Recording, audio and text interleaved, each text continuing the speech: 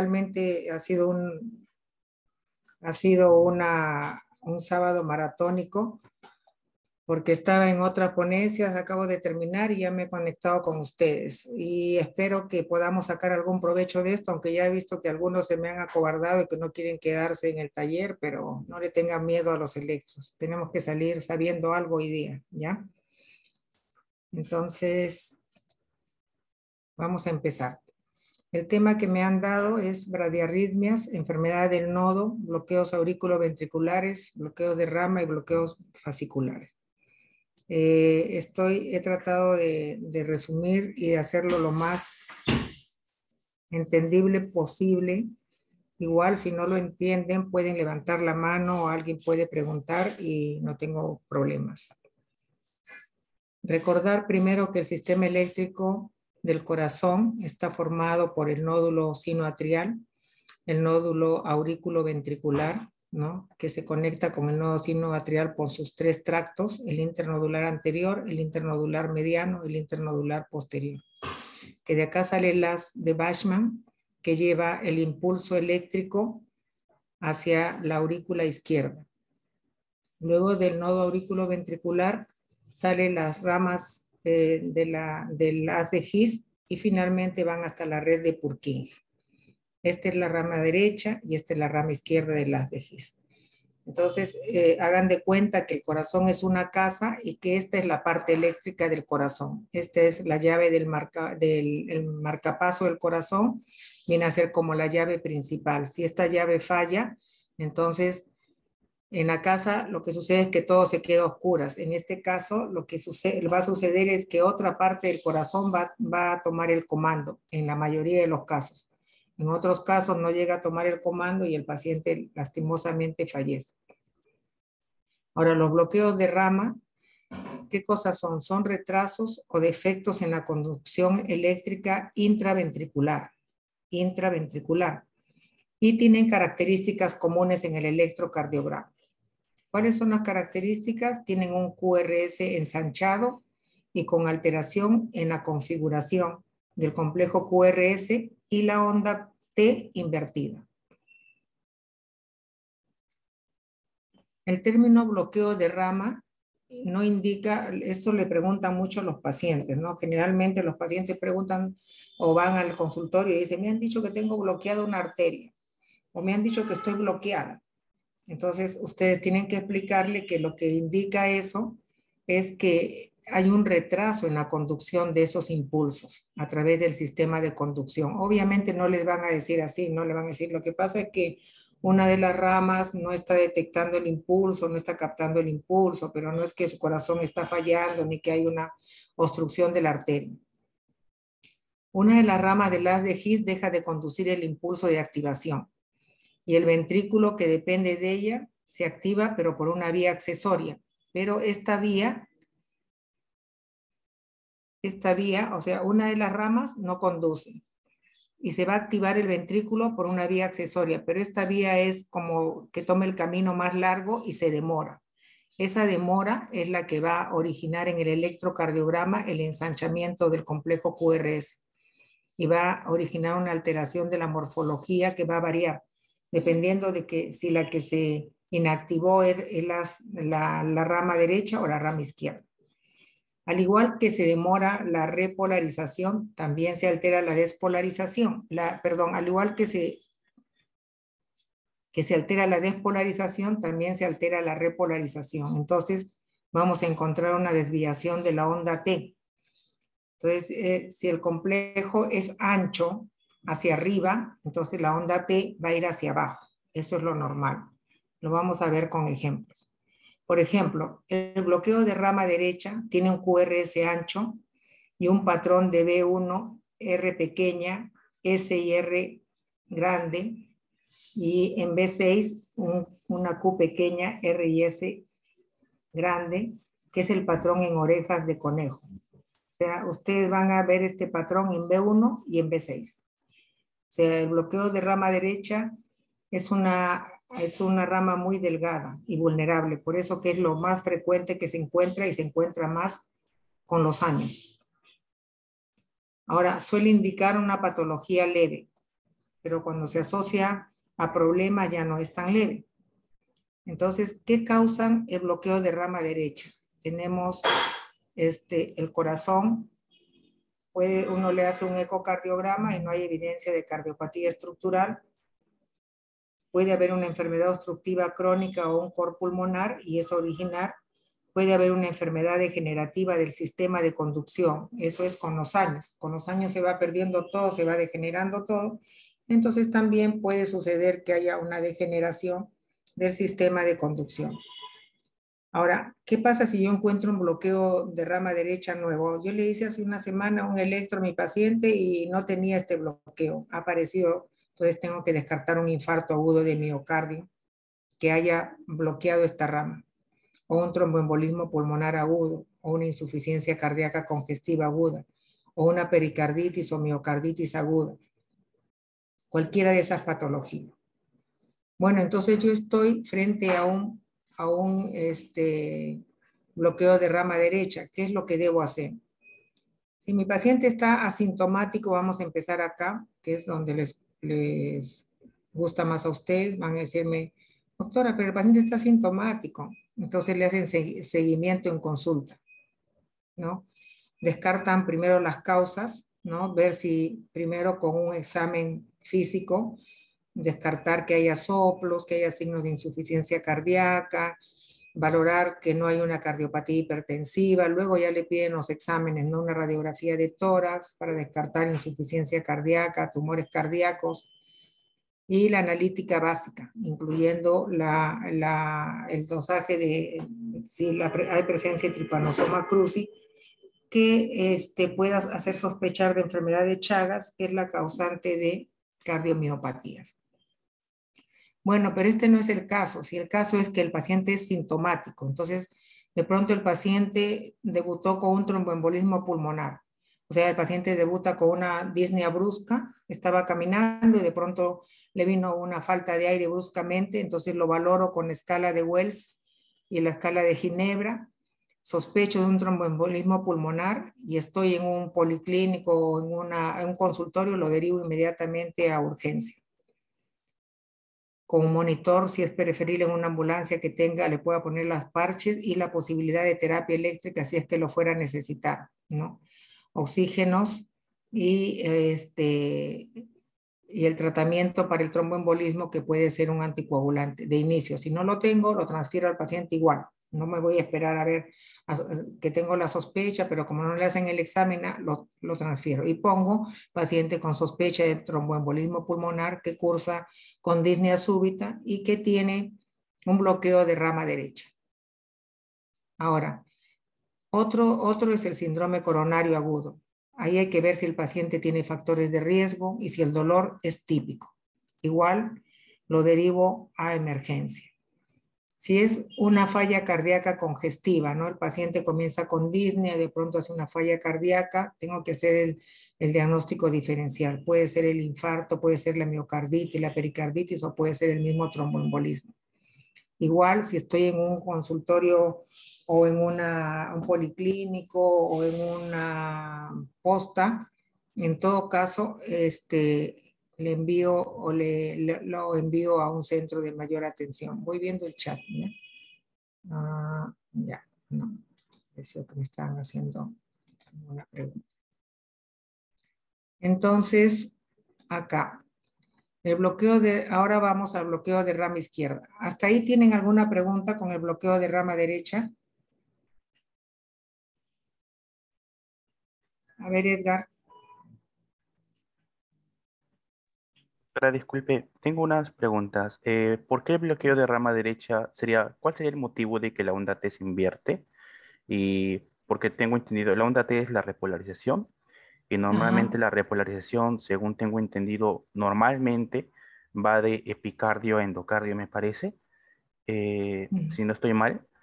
Ahora, ¿por cuál sería la razón por la que en los dos bloqueos de rama, sea izquierda o derecha, la T se invierte a la dirección Porque del QRS? depende de la dirección del QRS, que lo vamos a ver ahorita en el electrocardiograma. Si en el electrocardiograma el vector te indica que el QRS va hacia arriba, entonces la repolarización va en sentido contrario, porque también hay una demora en la repolarización. O sea, como hay una demora en la despolarización, no es que se va a invertir y que va a ir de endocardio a epicardio, no es eso, sino es que se demora.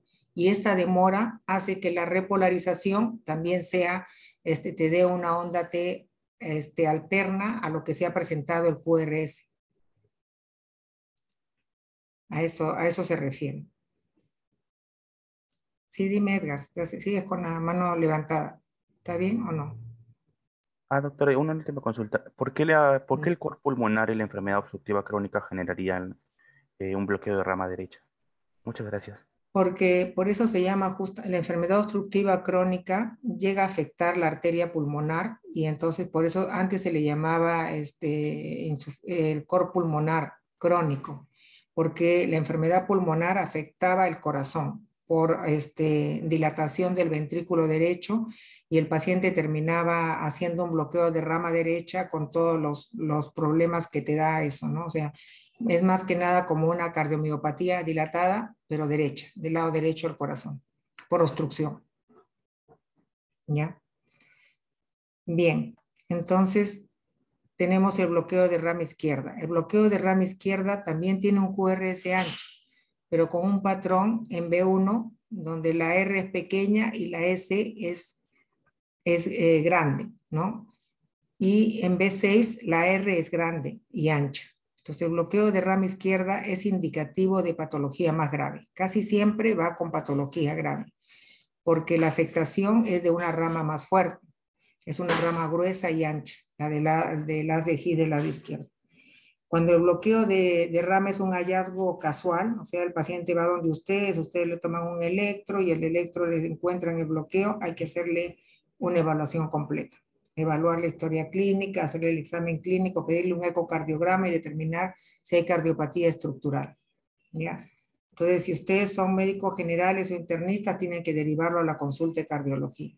Ahora, si el paciente es sintomático, hay que hacer el diagnóstico diferencial. Y casi siempre un bloqueo de rama izquierda nuevo o de aparición aguda va con un infarto agudo de miocardio. Si el paciente les hace a ustedes dolor y ustedes le hacen un electrocardiograma y les sale un bloqueo de rama, no esperen encontrar supradesnivel, nada. El bloqueo de rama es el signo del infarto agudo de miocardio, el signo electrocardiográfico. Igual en insuficiencia cardíaca congestiva aguda también se puede presentar en la miocarditis aguda, en el traumatismo cardíaco agudo y en el marcapaso que se le pone al paciente, en el marcapaso del corazón.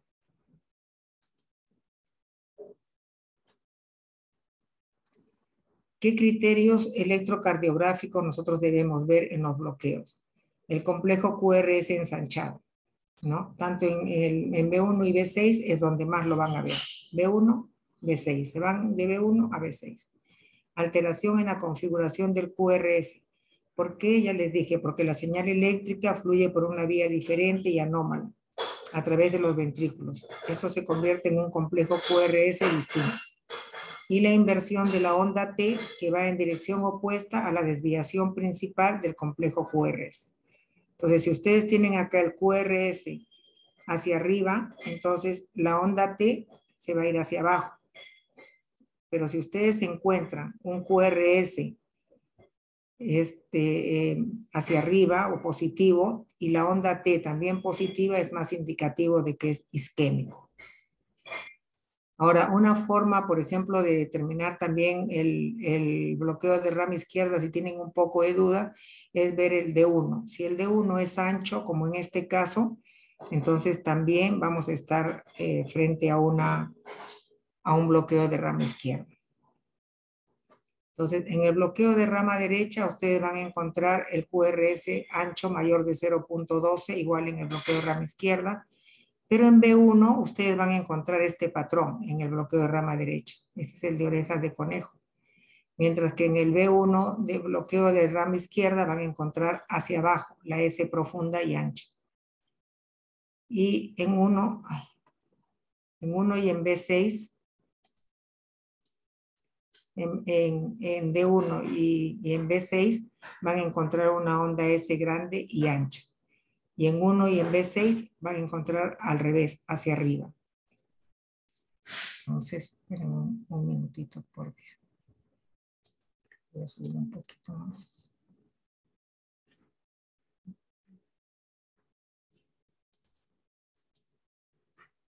No me deja trabajar. Ya está. Entonces, acá van a encontrar así este patrón en bloqueo de rama derecha. Y en bloqueo de rama izquierda van a encontrar esto. Entonces, esto es lo más característico que ustedes van a ver, ¿no? Acá, por ejemplo, acá van a ver el bloqueo de rama derecha. Me parece que no sé si es el zoom.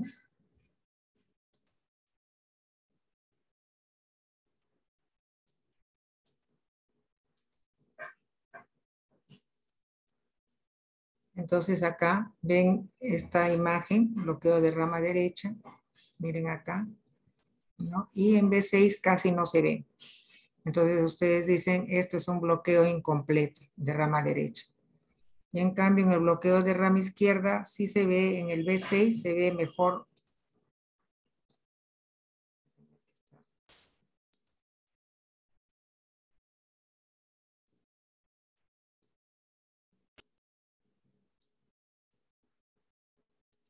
Se ve en el B6 la onda que diríamos RR', pero en realidad es un QRS ancho con una T negativa. ¿Qué hacemos frente a un bloqueo de rama izquierda? Si el paciente está asintomático, hacemos la valoración y si no somos cardiólogos, lo derivamos a la consulta de cardiología.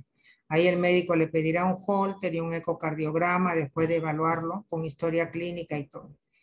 Si se descartan las patologías, entonces se realiza seguimiento, nada más. Ahora, si el paciente es sintomático, puede debutar con un síncope, con un síndrome coronario agudo, con falla cardíaca. Ahora, si el síncope es de riesgo, el paciente tiene además bradicardia o tiene una cardiopatía previa, y si no está en un sitio de cardiología, hay que derivarlo a una unidad de urgencias. Tener un monitor y tener preparado un marcapaso, ¿no? Oxígeno y el tratamiento para el caso de bradicardia, que lo vamos a ver más adelante. Ahora, si es un problema de síndrome coronario agudo, igual si es el dolor torácico típico y el paciente debuta con bloqueo de rama izquierda, entonces sí, estamos frente a un infarto y hay que seguir todas las medidas para un infarto. Si es falla cardíaca, determinar si es por infarto, si es por miocarditis, por valvulopatía, por pericarditis, lo podemos solucionar y compensar la falla cardíaca en ese momento, la compensamos. Si no, lo derivamos a emergencia de una unidad cardiológica. Entonces acá tienen ustedes el ejemplo de un bloqueo de rama izquierda. Miren, este es en un D2, ustedes ven acá, y en D1. Y en B1, miren, hacia abajo, y acá en B6, miren, es diríamos como un RR, es mellado, ¿no? Miren acá, B4, esto es característico, ¿no? De todo el lado izquierdo. Esto más o menos es una cardiomiopatía porque miren el QRS es largo, grande.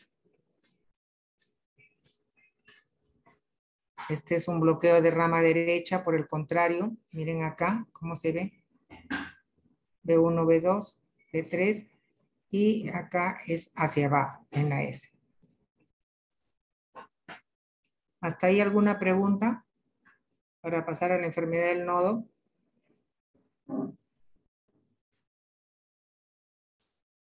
Edgar,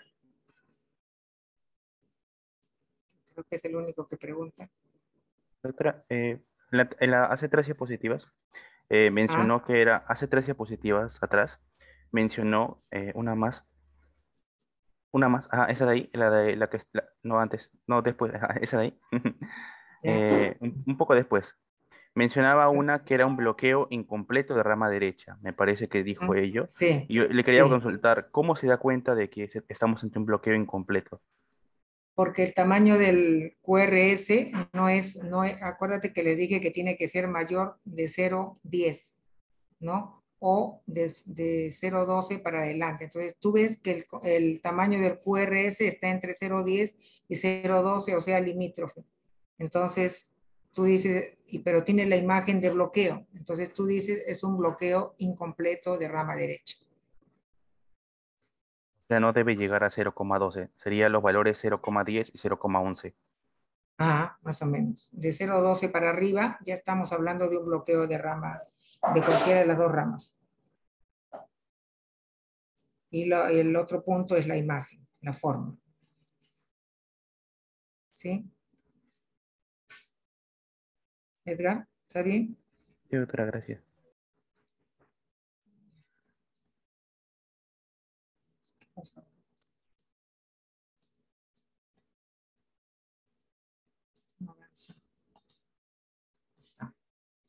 Ya dijimos qué se hace y ahora vamos a la enfermedad del nodo sinusal.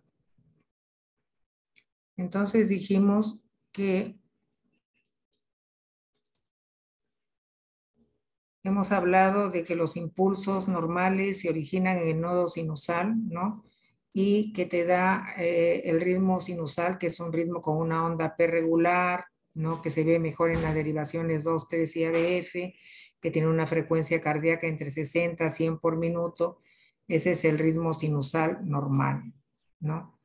Entonces ustedes ven acá una onda P, un QRS, una onda T, y el espacio que está entre ellos y nuevamente se repite. Entonces todos los complejos tienen la misma distancia, la frecuencia es regular, la distancia del PR entre el P y R siempre va a ser permanente y frecuente. Ese es un ritmo sinusal. ¿Qué quiere decir? Que el impulso ha nacido en el nódulo o en el nodo sinusal. ¿Qué sucede o por qué le llamamos enfermedad del nodo o disfunción del nodo?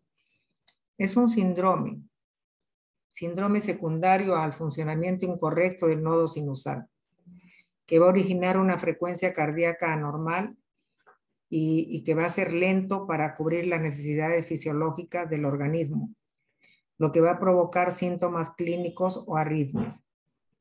Entonces, esta alteración del automatismo y de la conducción puede tener un carácter transitorio, ¿no? Puede ser por drogas, como vamos a ver más adelante, y puede ser transitorio, o puede ser permanente, donde hablamos del síndrome del nodo sinusal enfermo, ¿no? Y te puede establecer el síndrome bradicardia, taquicardia. O sea, se dice que, por ejemplo, en personas mayores de la tercera edad, ¿no? De 65 años para arriba, cuando debutan con una fibrilación auricular, uno ve que es premonitorio de una disfunción del nódulo sinusal. Uno dice, está empezando una disfunción del nodo. No se lo dices al paciente, pero igual tienes que tener cuidado en el momento en que vas a frenar esa frecuencia cardíaca, porque el paciente te puede entrar en un síndrome de bradicardia, taquicardia, que es difícil de manejar, es lo más difícil, porque tú le das medicación para frenar la fibrilación y la frecuencia alta, el paciente te hace bradicardia severa, y muchas veces tienes que ir al marcapaso. Entonces tienes que tener en cuenta eso. Una vez que el paciente comienza con fibrilación, le pasa, vuelve, fibrilación, le pasa, vuelve, ya le tienes que dar medicación, probablemente se está enfermando el nodo sinusal. ¿Cuáles son las causas? La más frecuente es la enfermedad isquémica del corazón. Después están las miocardiopatías, las conectivopatías, las lesiones posoperatorias, lo que les dije yo, que es lo relacionado con el envejecimiento, la disfunción del nodo. Hay una disfunción del nodo por practicar deporte que se da ustedes han visto en los deportistas que de pronto caen bruscamente, los reflejos vagales, las alteraciones del nivel del potasio, sea en mayor o menor, las alteraciones metabólicas como el hipotiroidismo, la hipotermia, la anorexia nerviosa o las neurológicas también, la hipertensión intracraneal, los tumores del sistema nervioso, la apnea obstructiva del sueño. Ahora, hay fármacos que bloquean el nodo sinusal. Ahí tenemos a los beta bloqueantes. Por ejemplo, muchas veces uno le da un beta bloqueo a un paciente con con un problema de la vista con un cardiópata y de pronto va al oftalmólogo y el oftalmólogo le da otro beta bloqueador pero ocular y el paciente se bloquea. Entonces siempre hay que preguntar qué medicamentos está tomando. También el diltiazem, el verapamil, los digitálicos, cualquiera de estos fármacos puede producir una disfunción del nodo. Ahora, la disfunción del nodo a menudo está acompañada de una ausencia de reacción cronotrópica frente al esfuerzo, es decir, el paciente tiene imposibilidad de obtener el 85% de la frecuencia cardíaca para la edad y en un 20%, como hay otras partes que toman el comando, entonces sale como una alteración de la conducción atrioventricular o intraventricular. Entonces sale un complejo aberrante, un complejo ancho, es lento, porque al final no siempre se para el corazón, sino es que sale alguna de las partes del corazón va a tomar el comando. Y en este punto es que yo les digo que por qué la cardiopatía coronaria le puede producir la enfermedad del nodo. Porque el nodo sinusal está irrigado por el 55% por la arteria coronaria derecha. Por eso que muchos de los infartos coronarios derechos cursan con bloqueo y el paciente hace síncope por bloqueo y a veces tiene que colocarle primero el marcapaso para recuperarlo. Entonces, los resucitados muchas veces son, tú dices, debe haberse obstruido la arteria coronaria derecha. Después el 35% de su irrigación es por la circunfleja y el 10% ya es mixto, ¿no? Y así por el estilo, la coronaria derecha también da la arteria las otras ramas del sistema de conducción, ¿no? Por ejemplo, el nodo auriculoventricular, el 80% está dado por la coronaria derecha también, el 10% por la circunfleja. Y puede haber una irrigación colateral a este nivel por la arteria descendente anterior. Entonces, sucede en ritmo de escape, como les dije, ¿no? Para esto tenemos que saber que el nodo sinusal cuando se descarga, cuando manda sus impulsos, lo manda entre 60 a 100. Si el nodo falla, entonces entra el aurículo ventricular, ¿no? Y él da una frecuencia entre 40 a 60. Es lo máximo que puede dar. Las ramas de Purkinje dan menos de 40, ¿ya? Entonces, el nodo sinusal te da el ritmo sinusal, pero si falla el nodo sinusal, tú vas a tener un electro que tú vas a decir es un ritmo de la unión, porque no ves onda P, y la frecuencia es constante, pero está entre 40 y 60, ¿no? Y si falla el nodo sinusal, ya entran las aurículas y la unión aurículo-ventricular, y esta es la forma que te dan unos complejos abigarrados, anchos, lentos, no hay onda P, con ajustas tú vas a ver la onda T de despolarización, entonces se pierde toda la arquitectura porque es un ritmo desordenado, son los llamados ritmos de escape. ¿Qué criterios diagnósticos tengo que tener yo para decir que el paciente está con una disfunción del nodo? Primero, puedo tener una bradicardia sinusal. El paciente te viene con un ritmo sinusal, pero es menos de 50 y despierto, ¿no? Por ejemplo, hace una semana yo tengo un paciente que estuvo tiempo, hizo una cardiopatía coronaria, después hizo un DBC, de ahí los hijos lo veían, le pusieron una enfermera y de pronto me vinieron a decir que estaba con frecuencia de 50. Le tomo el electro y estaba en ritmo sinusal. Le digo, ¿está en ritmo sinusal? No, pero es que él nunca ha tenido 70, ha tenido 80. Y le veo, ya anteriormente yo le había quitado antes de la pandemia, porque no lo veía desde la pandemia, le había quitado el atenolol, que es un beta bloqueador, y había puesto en la historia que tenía frecuencia cardíaca baja y por eso le había quitado y lo había dejado en observación. Pero por la pandemia todo se suspendió y ellos solo me consultaban por teléfono. Y entonces a partir de ahí ya el paciente comienza a bajar su frecuencia, 48, 50, 45, 50, pero en ritmo sinusal. O sea, no, a pesar de que decimos que es, que que el nodo sinusal te da una frecuencia entre 60 a 100, miren ustedes cómo puede bajar, pero sin embargo sigue siendo ritmo sinusal, ¿no? Obviamente que los hijos están pero asustados como para llamarte a las 3 de la mañana y decir, ¿qué hago? ¿Qué hago? Lo llevo a emergencia y no sé cuánto, pero el paciente totalmente asintomático. Entonces ustedes tienen que juzgar todos los criterios, ¿no? Este es el criterio electrocardiográfico. También hay un paro sinusal, en donde de pronto está el electro bien, pero de pronto la onda P de origen sinusal, o sea, deja de verse, ¿no? Entonces hay una pausa.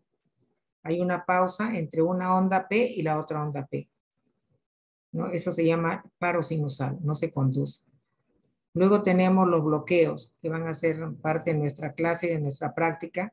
Tenemos el bloqueo sinoauricular o bloqueo auriculoventricular, que tenemos de dos tipos, el tipo 1 y el tipo 2. Y el síndrome bradicardia taquicardia. Entonces, lo que les expliqué, el paciente puede estar en bradicardia, o puede debutar con una taquicardia, yo le trato la taquicardia y luego el paciente se bloquea o entra en bradicardia, ¿no? Y después vuelve a salir en taquicardia. Entonces, para diagnosticar el síndrome del nodo sinusal enfermo hay que confirmar la presencia de síntomas clínicos durante la bradicardia. O sea, entiendan esto, porque a veces vienen futbolistas o atletas con frecuencia cardíaca baja. Hay que tomarle un electro, luego hay que tomarle un holter, ver si hay pausas y si las pausas pasan de los 3 segundos, ¿no? Si no tienes síntomas clínicos, es difícil de que las pausas pasen de los 3 segundos. Si no tiene síntomas clínicos, lo más probable es que sea una bradicardia funcional. Entonces, puede ayudarse con el holter y si a pesar de eso no me saca nada, entonces lo mando a un estudio electrofisiológico. ¿Qué es el estudio electrofisiológico? Llegan a través de un catéter al corazón y estimulan cada uno de los haces, ¿no? Para ver quién sale, con qué frecuencia sale y para ver si hay una disfunción del nodo. Hay que informarse sobre la medicación que toma el paciente, porque muchas veces dicen, no, es que fue al urólogo y le dio tansulosina. Ese es un alfa bloqueante, sí es cierto, pero a veces actúa como beta bloqueador. Es que me tiene que decir, uno le dice al paciente qué cosa está tomando o dígame los medicamentos que le está dando el médico para yo regular los otros que tengo. Ahora, la fibrilación auricular puede enmascarar la disfunción del nodo sinusal, ¿no? Y que cuando uno hace, no, el paciente viene con una fibrilación auricular, ¿no? Y le da una descarga eléctrica para cardiovertir porque el paciente está hipotenso, porque no le puedes dar medicación, entonces le das una descarga y aparece la disfunción del nodo. Sí, a mí me pasó una vez que estábamos en neurología, el paciente estaba taquicárdico, me llamaron los neurólogos todos alrededor de la cama, yo con mi residente le digo, está con frecuencia con presión de 60, le dimos una descarga y el paciente salió en línea recta, todo su electro era línea recta. Yo miraba y decía, aquí la para, aquí la para, aquí la para. Y todo el mundo me miraba, ya teníamos las paletas para descargarlo cuando comenzó nuevamente a latir. Era una disfunción del nodo sinusal. O sea, demora en recuperarse, ¿no? Entonces, tenemos que la disfunción del nodo sinusal es la primera indicación de marcapaso en el mundo, ¿no? Y básicamente en los bloqueos auriculoventriculares. Hay que ver el lugar del bloqueo, porque de acuerdo al lugar del bloqueo vamos a determinar el comportamiento que vamos a tener con el paciente, el comportamiento que va a tener el paciente y el potencial tratamiento. Nosotros ya vamos pensando, ¿no? Por ejemplo, el bloqueo de primer grado y el de segundo grado tipo MOVITZ 1 o Wenckebach es llamado los bloqueos benignos. O sea, ustedes lo van a ver al paciente que va a la consulta, está tranquilo, ustedes le toman el electro y no pasa nada, ¿no? El bloqueo MOVITZ 2 es el bloqueo que le estamos poniendo acá malignos para que ustedes sepan que tienen que ponerse las pilas. Puede ser de tipo 2.1, puede ser de alto grado o puede ser de tercer grado o bloqueo auriculoventricular completo.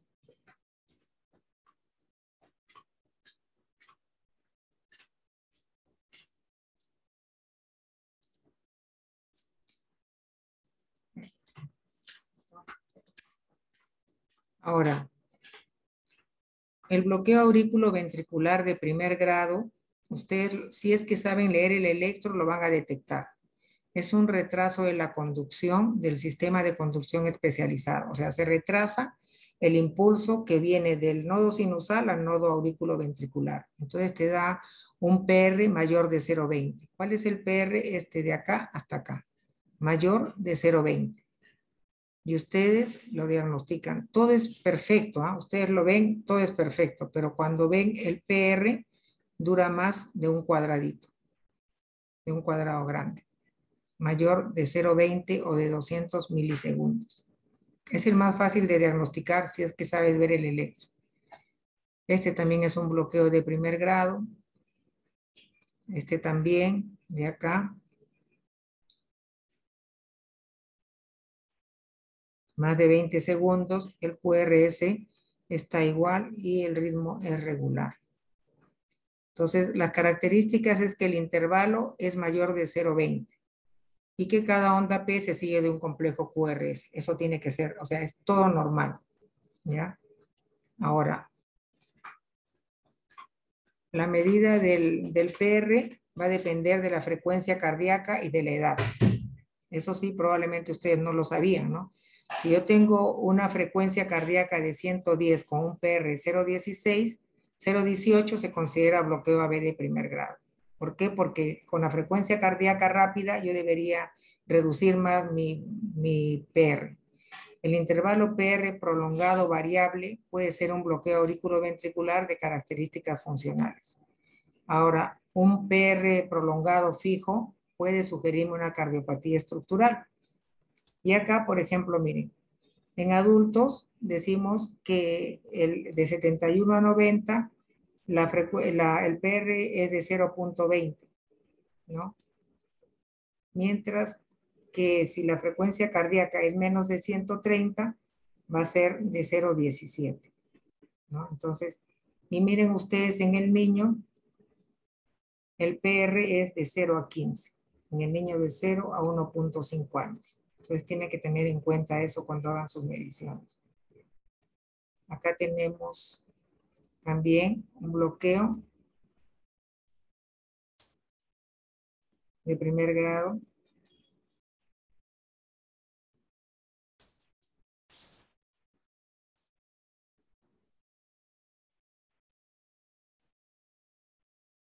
Y acá igualito para que ustedes lo vean, más de 0,20.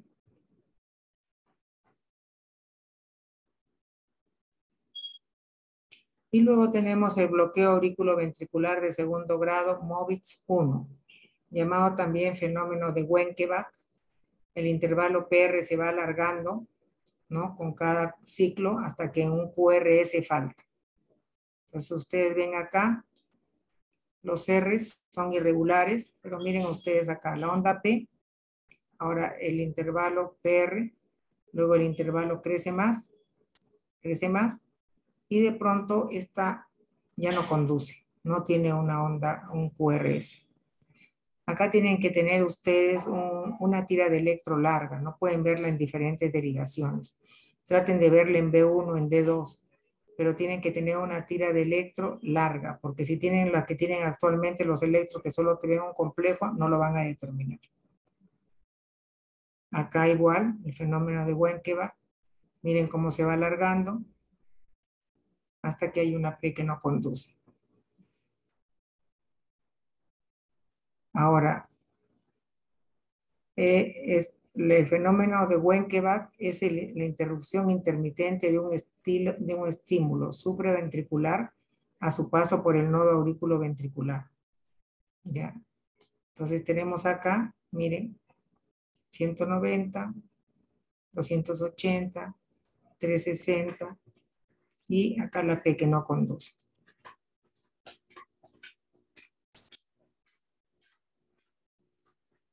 Entonces es el alargamiento progresivo del PR hasta que una onda P se bloquea. Ahí estamos todos de acuerdo.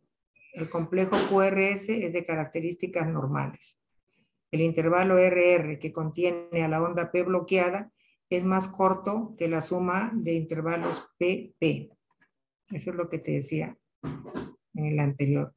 El intervalo RR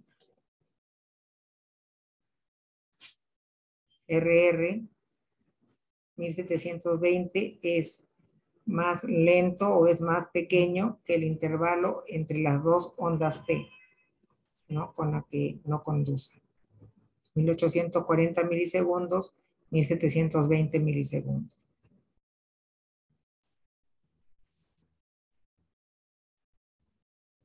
Y acá igual tenemos a la onda P que no conduce, la onda P que no conduce.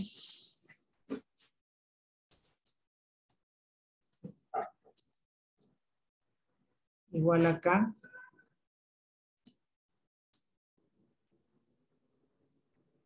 Va alargando hasta que hay uno que no conduce. Ahora vamos al bloqueo auriculoventricular. Ya pasamos a los bloqueos malignos, el grado 2, llamado MOVIT tipo 2. El reconocimiento electrocardiográfico es que los intervalos PR acá sí son constantes, pero súbitamente una onda P no es seguida por complejo QRS. La pausa es igual a 2P o múltiples 3P o 4P. Entonces, miren, normal, de pronto una onda P y no hay un QRS. Normal, una onda P y no hay QRS. Entonces, a veces hay dos ondas P y no hay un QRS. Entonces, esto hay una falla intermitente en la conducción auriculoventricular en forma súbita. Acá no hay fenómeno de Wen que te va avisando, me voy alargando, no así. De pronto, súbitamente, deja de funcionar una de las ramas. Los aspectos clínicos, la causa más frecuente es la enfermedad del Lenegre y del LEF, que es la fibrosis del sistema de conducción. Se puede ver en el infarto agudo del miocardio de cara anterior. Esa es rara vez, pero su aparición cuando es un infarto de cara anterior y aparece es de mal pronóstico. Y se asocia a ataques de Stock-Adams. O sea, los ataques de Stock-Adams es la pérdida súbita del tono postural. El paciente cae bruscamente donde está y convulsiona. Y después pasa y nuevamente recupera. Pero en esa pérdida de conocimiento, en ese síncope, el paciente se puede dañar, puede golpearse la cabeza, puede caer en una pista. Es que acá hay una falla súbita de la conducción del impulso ventricular. O sea, es unos segundos en que el corazón ha dejado de latir. El intervalo PR es constante. Ustedes ven, parece todo normal, hasta que aparece una onda que no conduce. Puede ser fijo, 2-1, 3-1, 4-1, o sea, dos ondas P que no conducen, o tres ondas así, o variable, ¿no? Entonces, por ejemplo, miren acá, hay dos ondas P que no conducen. Acá hay dos ondas P que no conducen. Entonces, el tipo MOVIS 2 se produce cuando de forma súbita un estímulo no ha conducido a través del nodo auriculoventricular, ¿no? Puede, o sea, como les digo, todo está bien hasta el latido previo, pero después ya se produce y está asociado a cardiopatías subyacentes. Puede progresar a bloqueo AB completo de forma súbita e impredecible.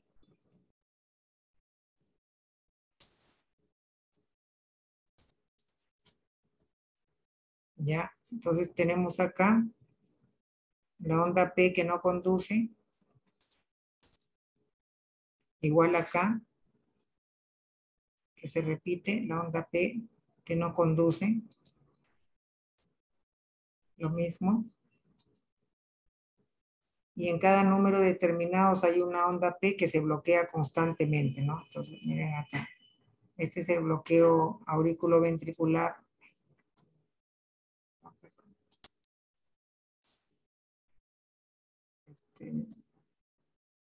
El MOVIS 2 variable, ¿no? Es el bloqueo súbito de una onda P, pero de forma inconstante. Entonces, a veces está de lo más bien, aparece una onda P. Como a veces no aparece nada, como a veces después de dos complejos aparece una, o después de 4, así, ¿no?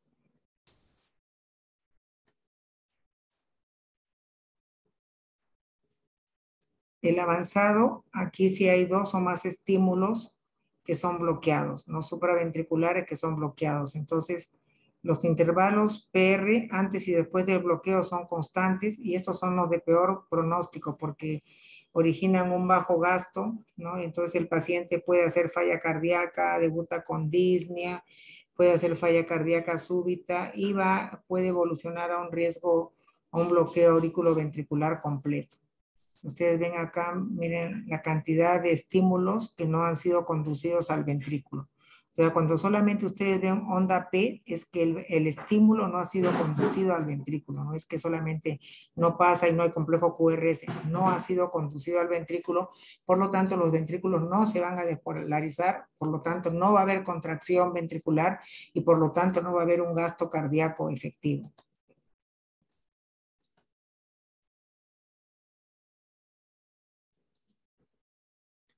Por ejemplo, acá, el complejo QRS está normal, de pronto hay una onda P que está justo ha caído sobre la onda T, y a veces, muchas veces te da el fenómeno de RNTA, o sea, que cae acá y te puede desencadenar un estímulo de taquicardia. Pero miren acá cuántas ondas P que no pasan el impulso. Este es variable, ¿no? Porque miren acá, dos nada más, acá varias. Entonces, se le llama así, o sea, pueden decir variable o avanzado, ¿no? Cuando hay dos o más impulsos similares supraventriculares que están bloqueados. Este fenómeno es premonitorio de bloqueo auriculoventricular completo. Y son frecuentes los episodios de Stock-Adams. Finalmente,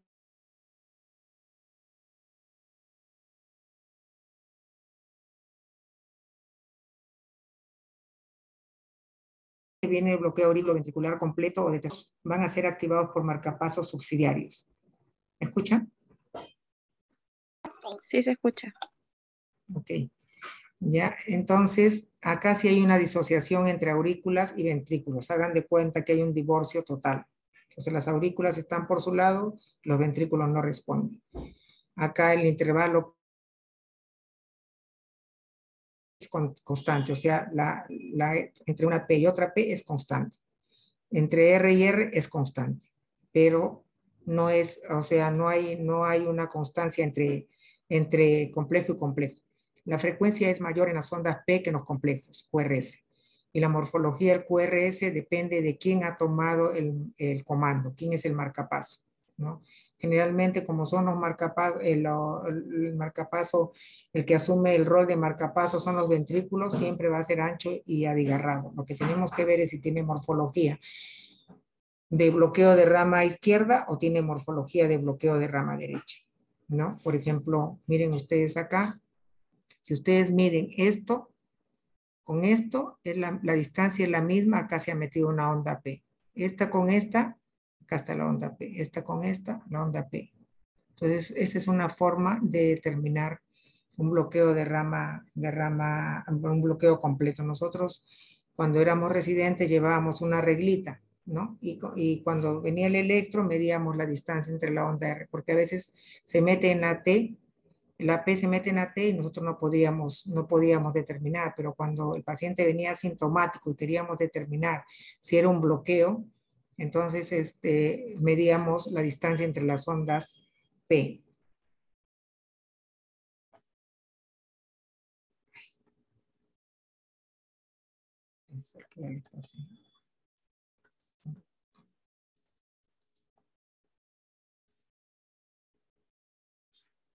Ahora, el bloqueo de tercer grado o completo, ¿no? Miren ustedes acá, si ustedes miden la distancia con esto, no, o sea, ahí ya no va a haber que ustedes, porque ustedes acá me pueden decir, doctora, pero parece en Gwen que va, no, ya no pueden medir que el PR, ya no pueden medir, ¿no? O sea, el intervalo PR no existe. El QRS en segundos no hay relación, no existe. No hay relación entre ellos, ¿no? Entonces lo que tienen que medir es si la distancia entre esta onda P y la que sigue es la misma. Si entre esta y esta es la misma. Así. Cada uno está por su lado.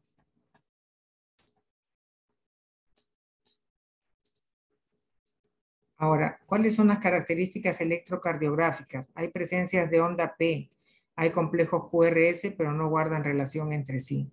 Los intervalos PR cambian de longitud. La localización de la onda P es variable, ya no precede al QRS. La morfología del complejo QRS va a depender del lugar, del origen del marcapaso subsidiario. Ningún estímulo originado en los atrios pasa a los ventrículos. Atrios, o sea, aurículas y ventrículos laten por su lado con frecuencia cardíaca propia, ¿no? Los atrios con el nodo sinusal, los ventrículos según su origen. Pues acá tenemos también igual otra. Miren, B1 y B6, miren la onda P que se ha metido acá. Acá se ha metido también la onda P, acá está la onda, ella manda normal, entonces esto no me interesa si me captas o no, y el ventrículo a lo que puede se contrae, ¿no? A lo que puede.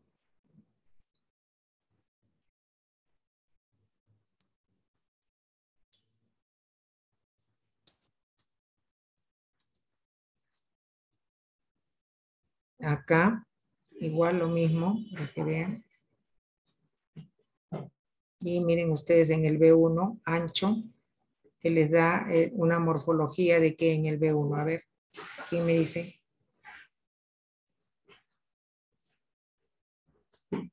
¿Quién me dice qué morfología es esta de acá?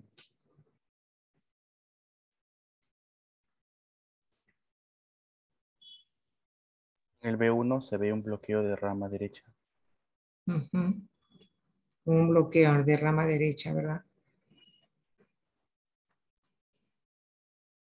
Ahora, la ubicación del bloqueo es importante. Si el bloqueo es proximal al haz de His, que es en el 30-40%, ustedes van a ver un QRS estrecho. Pero si es distal al haz de His, mientras más lejos sea al haz de His, quien está tomando el comando, entonces, que es el 60-70%, entonces es un QRS ancho. Ancho, y ustedes se van a dar cuenta que el paciente está en bloqueo. ¿Ya? Por ejemplo, acá, ¿cómo verían, cómo ven ustedes? ¿Es ancho o delgado?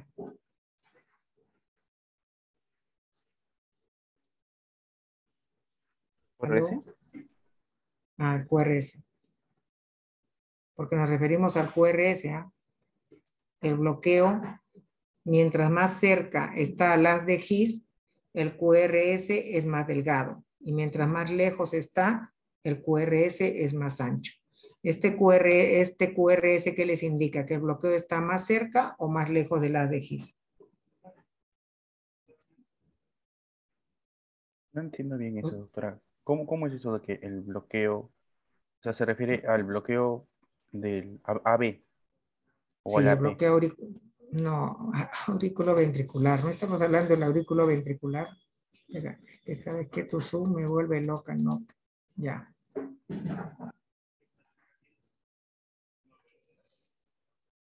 La ubicación del bloqueo. Cuando hablamos de la ubicación, nos estamos refiriendo a dónde está el marcapaso subsidiario, quién está tomando el comando en el ventrículo.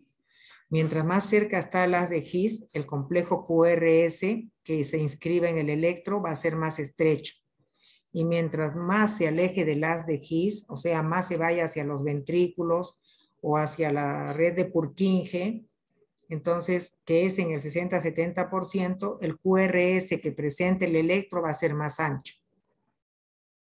¿Se entiende? Ya, claro, porque el ACGIS es más rápido. En cambio, si se aleja más de eso, va a ser más lento la frecuencia. Exactamente. Entonces, no solamente estamos hablando de la frecuencia, sino de la morfología del complejo QRS. Por ejemplo, este complejo QRS es delgado, no es ancho, no es abigarrado. Entonces, esto está más cerca del haz de His. Entonces, nosotros decimos es un bloqueo infragisiano o supragisiano, cerca del haz de His. Ahora, la etiología del bloqueo puede ser farmacológico, ¿no? Si yo le pongo un medicamento endovenoso, el paciente se me puede bloquear si ya tenía un antecedente. La esclerosis del tejido de conducción, que es lo más común. un infarto posterior inferior por alteración en la irrigación.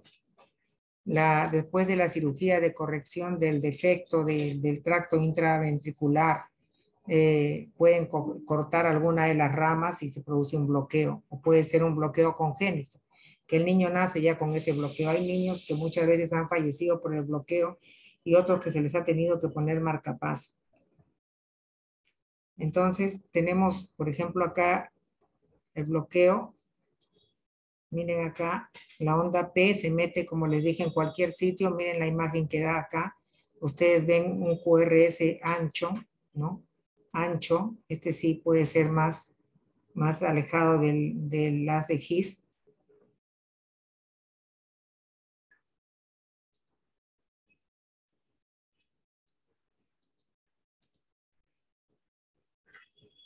¿Cuál es el tratamiento? Si es sintomático, hay que manejar la bradicardia. Ahora les voy a pasar el algoritmo. Ahora, el tratamiento crónico en personas que practican deporte, hay que decirles que tienen que abandonar los entrenamientos regulares, menos los competitivos. Hay que dar un tratamiento óptimo de la enfermedad de base y suspender los fármacos que provocan bradicardia.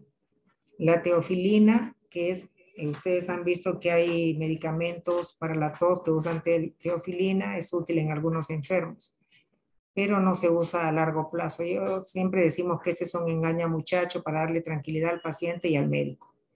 Acá lo que se tiene que hacer es un implante del sistema de estimulación, que esté indicado en pacientes con bradicardia persistente, ¿no? O con bradicardia periódica documentada, o que hayan tenido un paro sinusal o por un bloqueo sinoauricular. Se puede hacer con un modo de estimulación DDR, ¿no?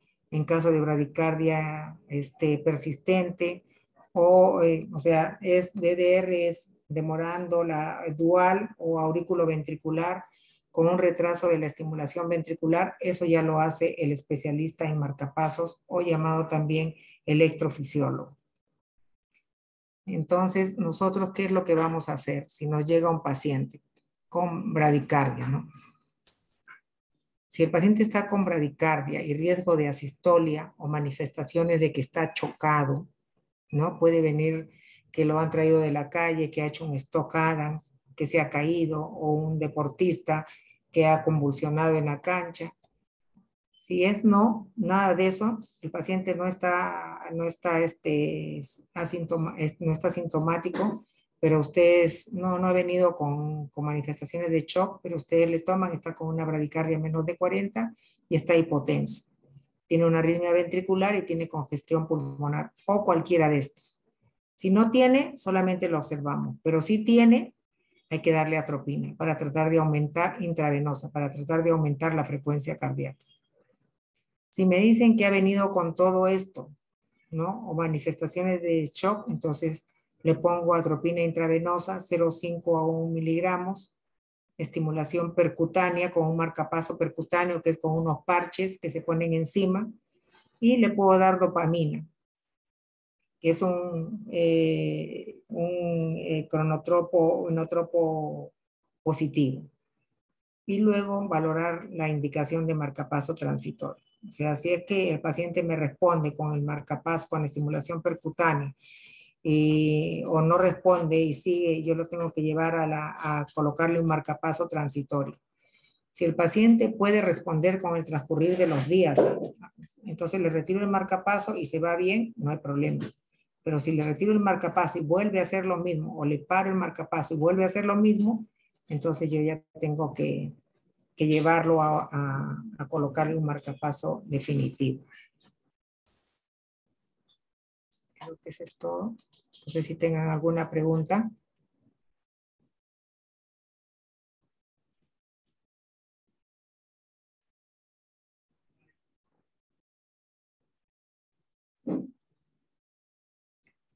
Preguntas, dudas, comentarios.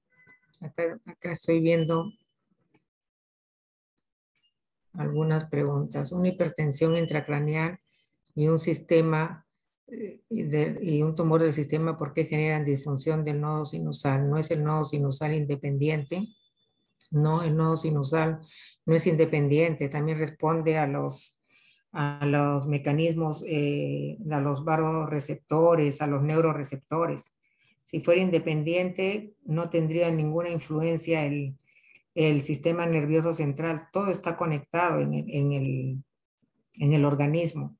No podría ser independiente no podría actuar por su cuenta el nodo sinusal porque recibe inervación también, inervación e irrigación, ¿ya? De las ramas simpáticas.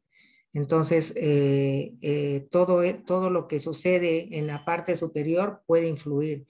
Todo lo que sucede en irrigación puede influir en el nodo sinusal. Y todo como parte del mismo nodo sinusal también ocasiona daño a él mismo.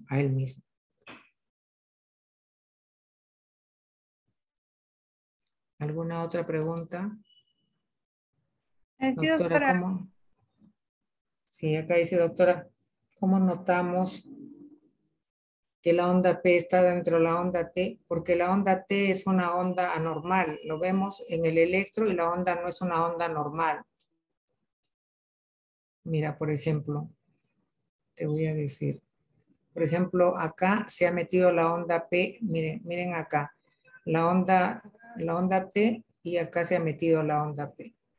Y no, o sea, le tienen que hacer seguimiento a todas las ondas T para darse cuenta, ¿no? Acá esta es un poco más ancha, esta, y se ha metido también ahí. A ver,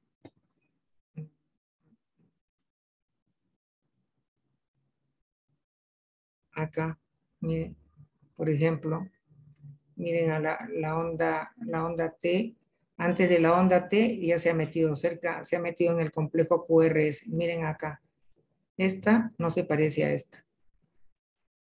Entonces tienes que revisar todas las ondas y aparte, porque mides la distancia entre una onda P y otra onda P. Entonces tú mides, por ejemplo, esta es tu reglita, ¿no? Y esta reglita va con esta regla, de este punto a este punto. Entonces le pones acá en la onda P y al medir ves que ha caído ahí y justo coincide con eso. ¿Algo más me ibas a decir, Yancy?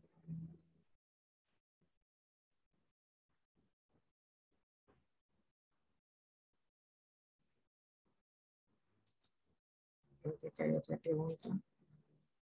Es revisar la onda P con distancia, así es, exactamente como tú me dices, para fijarse en el QRS para notar si ha coincidido la P con la R, exacto. Por ejemplo, ustedes miden, llevan su reglita y en su reglita está entre 10 y 20, miden acá 10 y 20, 10 y 20, entonces miden esa distancia, tiene que ser igual y se dan cuenta en dónde ha caído la otra onda P.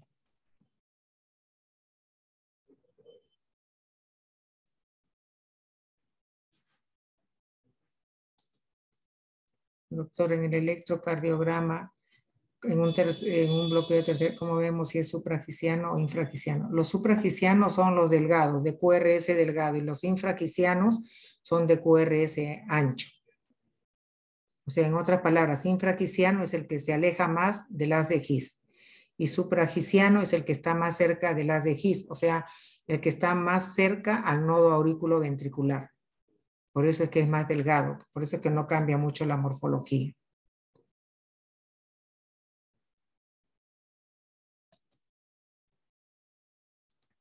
Muy bien.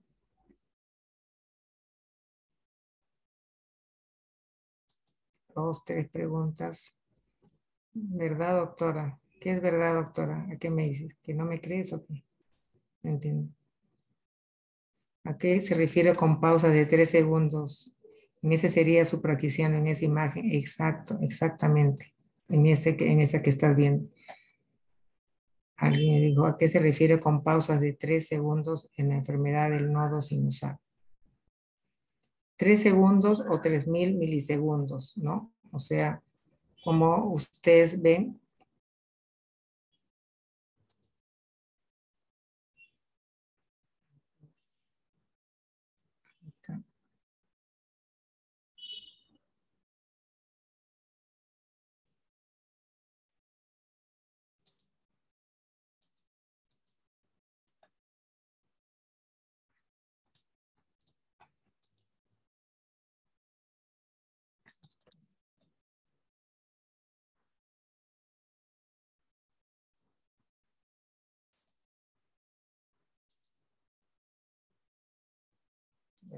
pasar.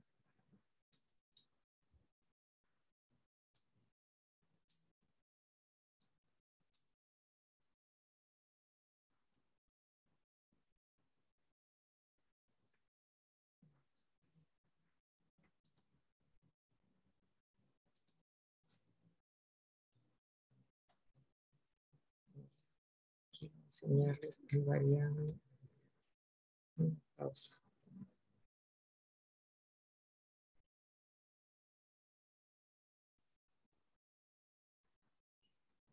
Entonces, si ustedes ven acá, cada cuadradito tiene 200 milisegundos, ¿verdad? 200 milisegundos. O sea, cada cuadrado grande de estos de acá tiene 200 milisegundos o 0,20. Entonces, de 200 milisegundos, ustedes tienen que ver que la distancia entre un QRS y otro QRS, o sea, para que se dé, tiene que haber una pausa, o sea, una línea recta, hasta que se presente el otro complejo QRS, que contando ustedes los cuadraditos le da 3000 milisegundos. O sea, aproximadamente 15 cuadraditos.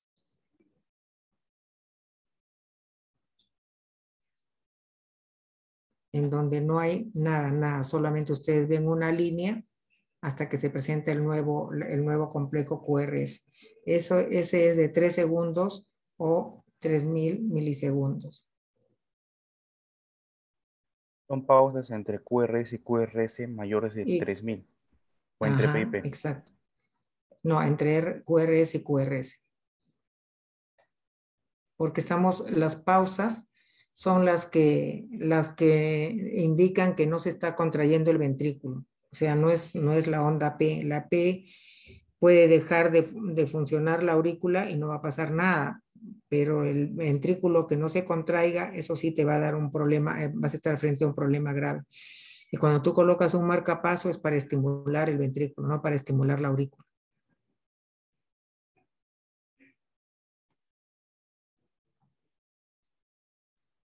Muy bien. Hay otra pregunta en el chat. Una consulta en la diapositiva, la tabla de valores. ¿Esos valores que dan son los valores que consideraríamos máximos, que son normales? ¿O esos son los valores que se consideran patológicos? A ver.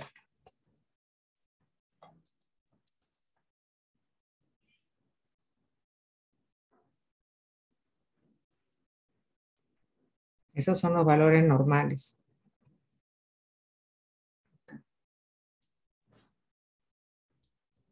Estos son los valores normales, pero en relación con la edad y con la frecuencia cardíaca, ¿no? O sea, esto es ya una cuestión más avanzada, pero que se dio, miren, en el año 56. Nosotros en la actualidad consideramos que todo PR que pase de 0,20 es un bloqueo de rama, un bloqueo AB de primer grado. Pero lo que nos dice esto es que con la edad, o sea, de 0 hay que tener en cuenta que en niños de 0 a 1.5, entonces vas a tener un PR de 0,15, ¿no? Y si la frecuencia aumenta, el PR va a disminuir. Pero eso es en regla general, ¿eh? Pero lo que tú tienes que ver, que lo normal es 0,20. Porque la frecuencia cardíaca normalmente es entre 60 a 100, ¿no? Entonces tú consideras que tu PR normal es 0,20. Pero si en algún momento te preguntaran, si aumenta la frecuencia cardíaca, tu PR se mantiene normal o disminuye, entonces ahí es donde tienes que contestar. El PR disminuye según la frecuencia cardíaca. También te pueden preguntar, ¿el PR es igual en los niños que en los adultos? Entonces contestará, no es igual. El tamaño no es normal, no es igual en todos.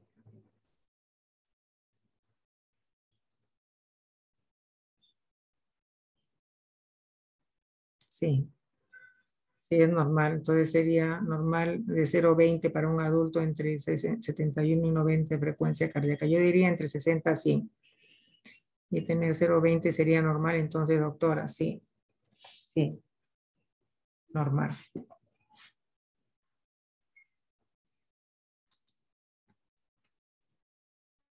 Muy bien, chicos, creo que ya ahora sí vamos a ir a lo que es su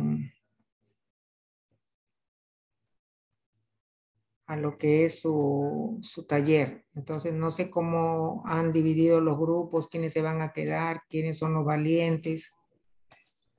Sí, doctora, buenas tardes. Yo soy Brenda Morales. Yo le voy a estar Sí, ayudando con la práctica. ya, Bueno, lo que habíamos quedado también, los chicos ya saben, por el WhatsApp se les han mandado algunas indicaciones. Es que, bueno, los ya. que desean quedarse ahora, vamos a esperar a Ujú. que un poco se queden los que van a participar en la práctica y lo vamos a dividir en grupos y por acá por el WhatsApp y por el Zoom también vamos a mandar los links de Meet, ¿no? Y usted por favor le manda a Yancy las diapositivas para poder resolver. Ya, ok, pero antes de que hagan la división de los grupos, les voy a presentar más o menos cómo va a ser el taller para que no se estresen, ¿ya? A ver, doctora, A ver, muchas gracias. es súper fácil, ¿ah? Más bien se van a querer quedar.